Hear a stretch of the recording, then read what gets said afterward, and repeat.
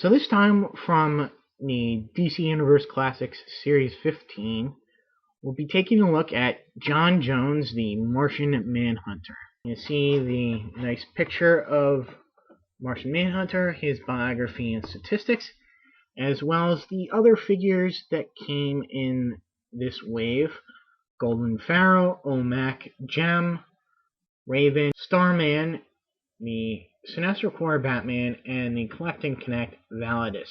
A variant which has his more Martian-like head and a shape-shifted arm that looks like it's forming an axe. The other variant is the Jack Knight Starman, as opposed to the Golden Age 10 Knight Starman pictured here. Martian Manhunter first appeared in Detective Comics number 225 in 1955.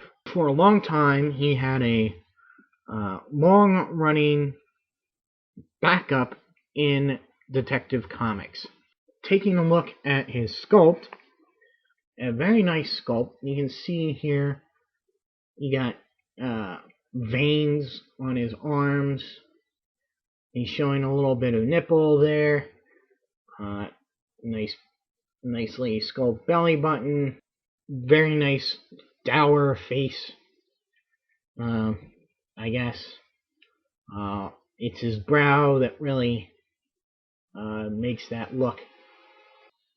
Painted very nice. I mean, it's all pretty much molded in the green plastic, as far as I can tell. But his detail on his eyes is nice. Detail on his cape. He's got the red chain there. I really like his little red bandolier or straps here. They're very nice. They're a separate piece here of flexible plastic, rubberized plastic, and you can see the design here carries on to the back. They're not removable because of the cape here, which is pretty nice. It's soft rubber plastic too. Like most capes, it really doesn't get in the way. It can be kind of back heavy, but he's a nice solid figure, so he doesn't have any problems with falling down. A little bit of paint slop on the trunks here, but that's not too much of a problem. He's got that nice belt buckle that he uses as a symbol. He has no accessories other than the piece of Validus that he comes with. He has pretty much the standard DC Universe Classics articulation. Head up and down, left and right.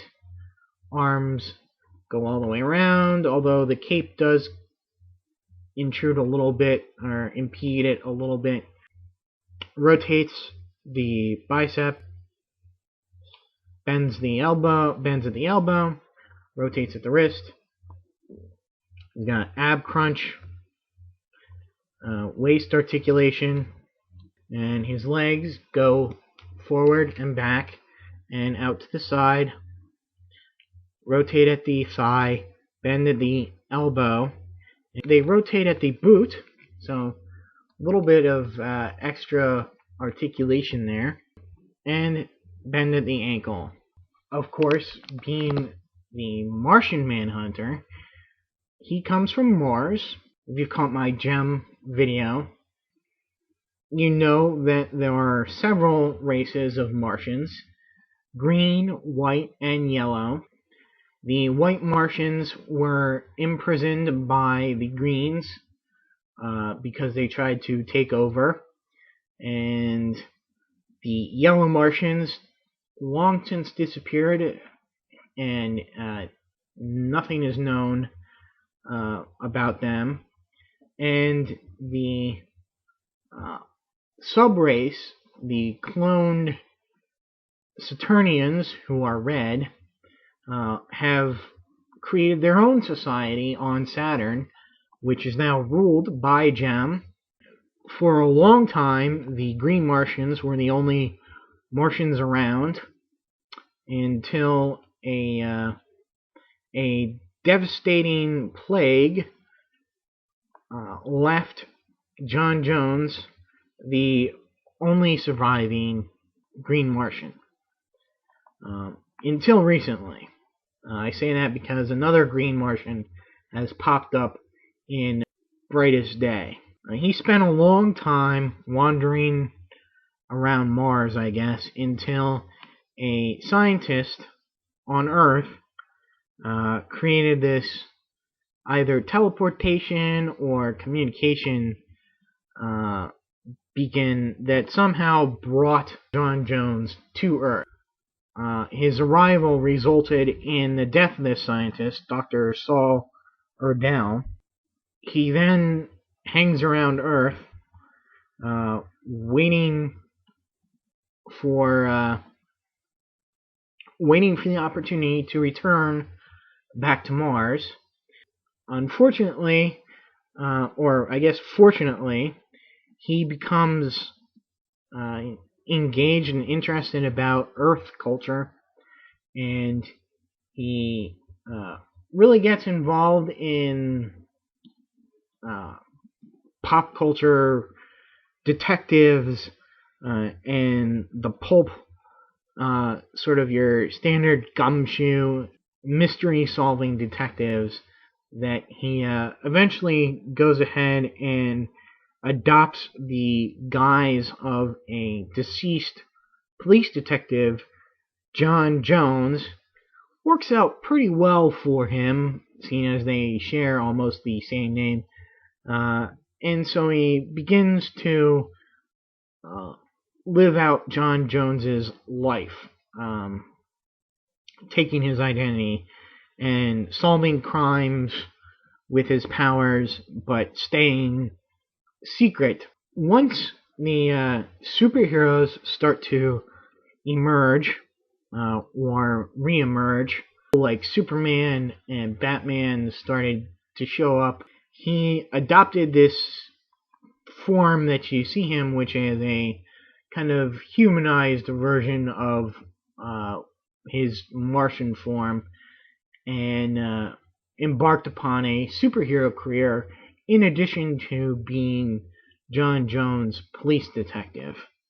And it's in this form that he joins the Justice League and really becomes, I wouldn't say a mainstay, but a definite fixture of the team, actually leading the Detroit Justice League. Shows up again in the next version of the Justice League, which is the Keith Giffen Justice League International, and again is part of the reformed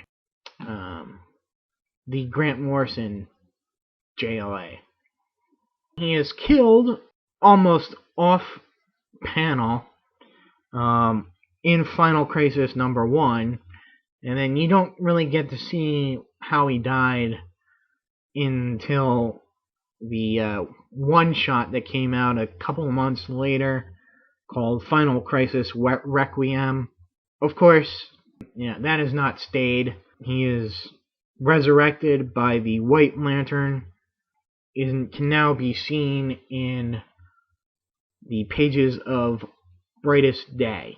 For his powers, he is pretty much all the powers of Superman, plus he's got telepathy and phasing, and he can make himself invisible, and he can shapeshift. So he is massively powerful, but he still has that one weakness to flame and fire that, it's kind of hokey, but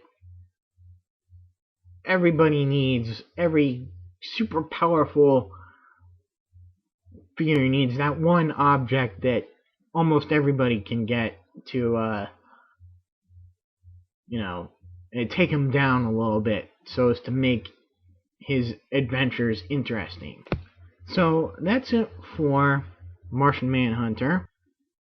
And stay tuned for my next review, which will be on the Golden Age Starman. And until then, see ya.